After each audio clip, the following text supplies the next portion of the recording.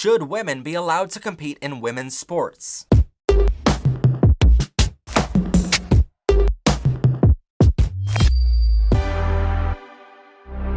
Sports. The thing that fragile cisgender men flocked to in the thousands, to cheer on a team they weren't strong enough or talented enough to compete in themselves. So they wear their lucky underwear thinking it will somehow make the Dallas Cowboys win a game. But in all seriousness, sporting events have become a major topic of debate over the past few years, specifically when it comes to the transgender community. This debate even gained the attention from famous athletes like Michael Phelps, who is the most decorated Olympic athlete in history. When he was asked if women should be allowed to compete in women's Olympic sports, or if men should be allowed to compete in men's Olympic sports, Phelps said, quote, "The only thing I would love is everybody to be able to play on an even playing field," implying he doesn't think men should be allowed in men's sports or women be in women's sports. But funny story, Phelps has an ex-girlfriend who is transgender and is extremely upset and confused by his comments here. And Phelps was suspended for 3 months from the Olympics due to drug usage. Now, according to leading experts, and depending on the sport you compete in, 10 to 40% of the athletes in the Olympic Games use chemical enhancement to give them an advantage against other athletes. This is widely known as doping. So it is already far from an even playing field when 40% of the athletes are using drugs. So today, in honor of Transgender Day of Visibility this week, we thought we'd answer a few basic questions. Why have this debate in the first place? Does the debate have any merit? And what's the solution to the debate? And let's start with that first question. Why have this debate in the first place?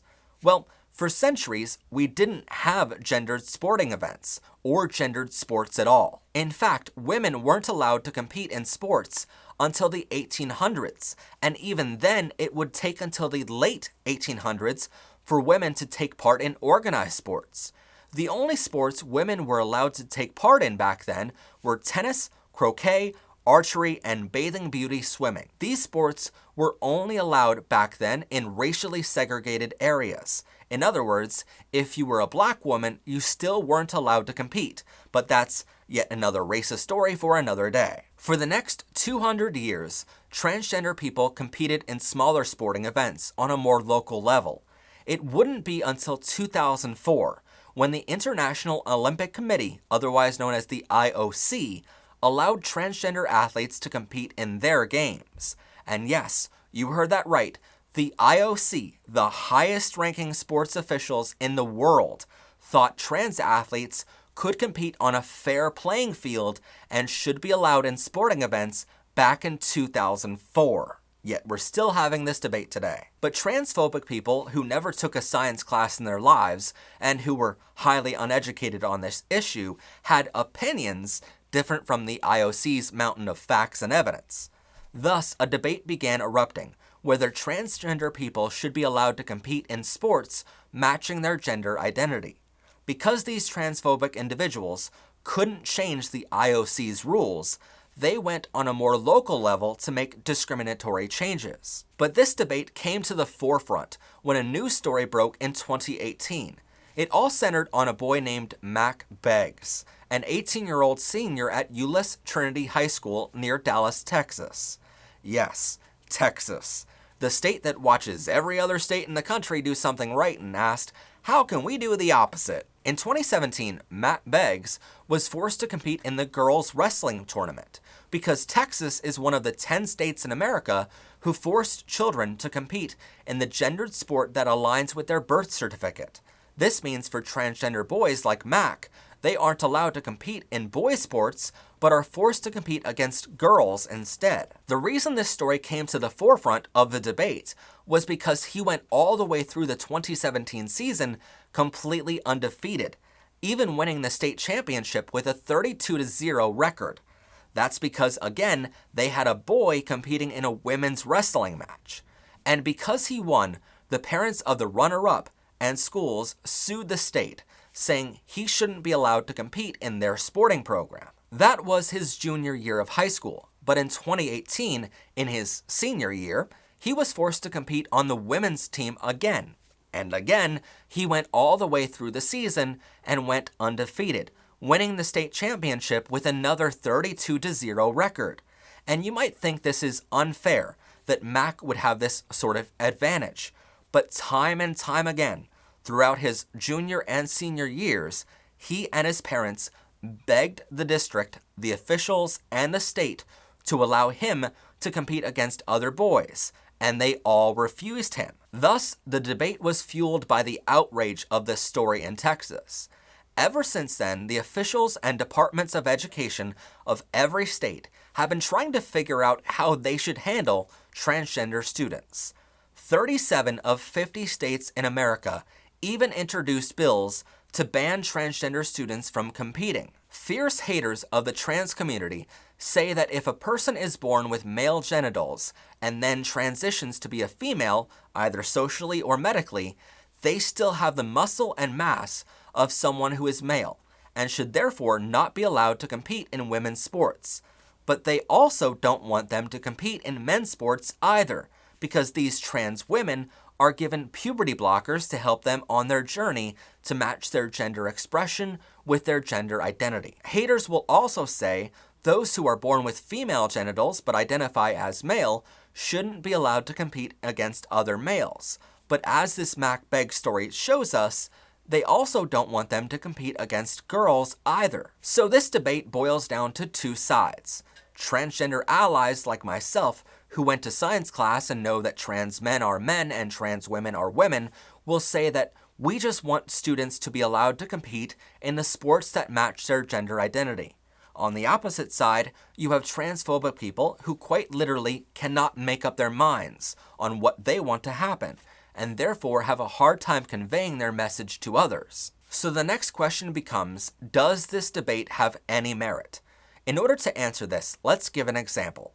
Let's say someone was born with male genitals, and they later identify as a female, so they want to compete in women's sporting programs.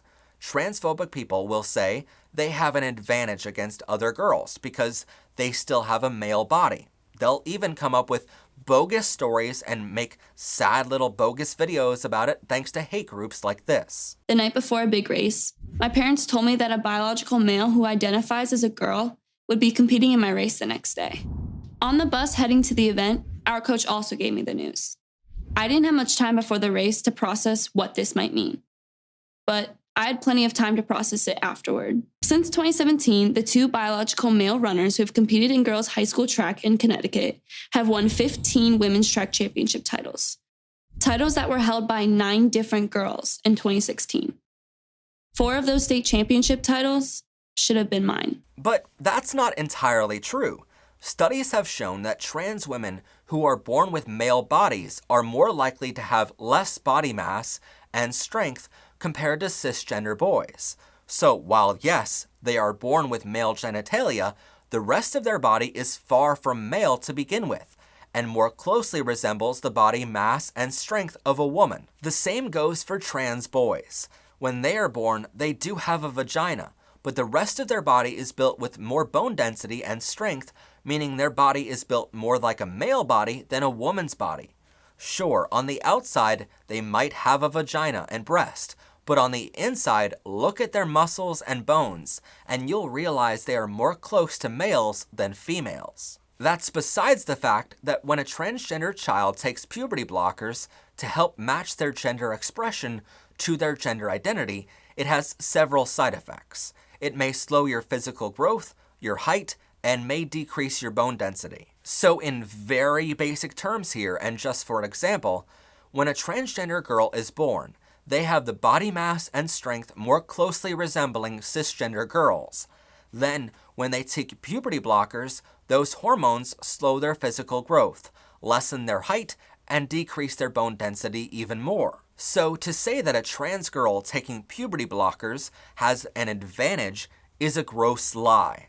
If anything is true, taking these puberty blockers means they have a vast disadvantage to overcome when competing against those matching their gender identity. The same could be said for transgender boys, who are born with the body mass and strength more closely resembling cisgender boys. When they take puberty blockers, they too can slow their physical growth, height, and decrease their bone density.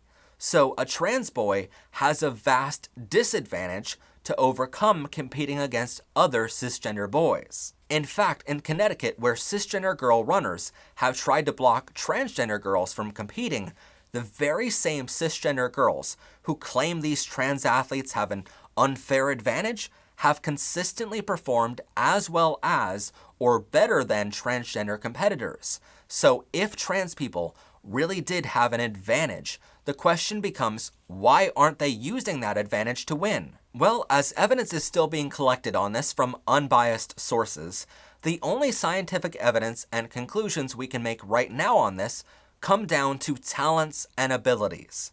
Time and time again, when transgender people win awards, championships, or competitions, the news stations sort of focus on the fact that they are transgender. In fact, in some stories, it's the only topic up for discussion. For instance, you remember Mack Beggs from earlier. He was part of the 24/7 news cycle for days after he won. But the stories about him took multiple paragraphs to talk about him being transgender. When they interviewed his mother for their story, though, she spoke about his endless dedication to practice, practice, practice. She wouldn't let the news crews interview him even after he won the championships, so he was laser focused on practicing and refining his talents. His dedication and practice to refine his skills as an athlete got one line in their articles, compared to the paragraphs focused on him being born with female genitalia. Yeah, the news crews and the government officials focused their entire energy on what genitalia the boy had, but barely batted an eye to ask him how many hours a day he practiced to refine his talents and skills. Why? Well, it's because they likely found the ample research we did for this piece that when a trans person wins a sporting competition, it has more to do with their talents and dedication rather than any puberty blocker or so-called trans advantage. To be fair to the news crews, though, saying a trans boy won a girls' wrestling match has a much more flashier and clickable title, though, so congrats to them on getting more advertising dollars while simultaneously making this a much more difficult obstacle for trans kids everywhere. In fact, no scientific evidence currently suggests that transgender individuals have an advantage competing against those whom match their gender identity. But interestingly here, when a trans person is forced to compete in a sport matching their sex assigned at birth and against their gender identity, time and time again, they have an advantage and are at risk of massive discrimination. That's all besides the risk they have using the locker rooms with their teams. If a trans girl is forced to be on a male team and use the male locker rooms, they are at a massive risk to be physically and sexually assaulted by other teammates. When a trans boy is forced to be on the female team and use female locker rooms, they too are at a massive risk of physical and sexual assault from teammates. Just like our transgender bathroom debate a few weeks ago, yet again, by doing the right thing and allowing trans people to compete in gendered sports aligning with their gender identity, does zero harm to the cisgender athletes, to the transgender athletes, or anyone else for that matter. But forcing the trans students to go against their gender identity and be on the opposite gender team and in the opposite gendered locker rooms puts them at severe risk of assault, depression, quitting school, and worst of all, puts them at a massive risk of self-harm and suicide. And I hate to say it, but again, it is my belief that this is the main goal of these hate groups, who bribe legislators and flood the market with bogus studies and bogus sob stories like the one you saw earlier. They know ads like this lead to transgender students attempting suicide, and they haven't immediately pulled the ads down, which in this reporter's opinion is either gross negligence or a very targeted attack that is sadly working. But now that we know where this debate came from, and we know banning trans people from the sports matching their gender identity has zero risk to anyone, the final question becomes, what is the answer to all of this? Well, hate groups and transphobic people will tell you that we just need to create separate sports teams just for trans people. But in most schools in America and beyond, there aren't going to be 20 trans students of each gender to make an entire team from, let alone enough in each school in the region to have them compete against other trans teams. And all of that is putting aside how highly discriminatory the whole action would be. This approach could very easily be compared to segregation, where you're telling certain kids they don't deserve to use the same water fountain as everyone else, so they need their own. And newsflash, that was banned decades ago. But don't worry, the transphobic people will say the solution is clear. Just don't allow trans people to compete in any sports at all. It seems they aren't happy when trans people compete on the team matching their gender identity, and as we've seen with Mack Beggs, they aren't happy when they compete with the team against their gender identity either. Wait, maybe it's because they're not happy people at all. So they say not to allow trans kids to compete at all. Lucky for us advocates, this is unconstitutional in many countries, because schools need to give equal after-school programs to all students, and not just some. So this isn't the answer either. The only two possible solutions to this left are to either force trans people to compete in sports teams against their gender identity and matching their sex assigned at birth, which, as we've seen already, this puts them at risk for physical assault, sexual assault, depression, dropping out of school, self-harm, and even suicide. And look, even if you don't care about transgender children enough to care about their lives, this ends up financially hurting your school massively, because as it turns out, the government doesn't really like it when you can't keep your graduation rates up because you're too busy pushing kids to be assaulted or to suicide. But now that we've eliminated every other possible solution, the answer becomes quite clear. Just let trans kids compete in sports teams matching their gender identity. It gives them zero advantage, it boosts their self-esteem, it stops situations like this happening where a boy is competing in women's wrestling matches, and it stops kids from committing suicide in your school district, which, you know, looks good next voting cycle when you're not murdering children. Oddly, every time we cover a topic like this on the trans community, it always boils down to the science, the facts, and the data. And all three of those things are crystal clear on this. Transgender women are women, transgender men are men, and trans is completely valid. I'm so tired of having to remind people of that, but it's always true. So from now on, rather than concentrating on an imaginary problem with trans people that doesn't exist, just let them compete and focus on the actual problems we have in America, where grown-ass adults are spending their time wondering about what genitalia children have, and parents who sue the school because their child didn't practice hard enough and lost to a child who worked their ass off to win. And you know, now that I say it out loud, maybe we should come up with a separate team for those parents who want to cry every time their child loses a match to someone who's much more talented and practiced harder. We can call it the Boo Freaking Who team. And when the inevitable discrimination comes, we can cheer them on and say, go cry us a fucking river, then go swim in it because you obviously need some practice. Anyway, if you want to learn more about the LGBTQ community, check out this playlist right here, or subscribe for weekly episodes. And if you want to see behind the scenes and bloopers from every episode, consider becoming a member by hitting join down below. As always, I'm your host, Professor Pride. Have a gay day, everyone. Bye for now, and trans lives matter.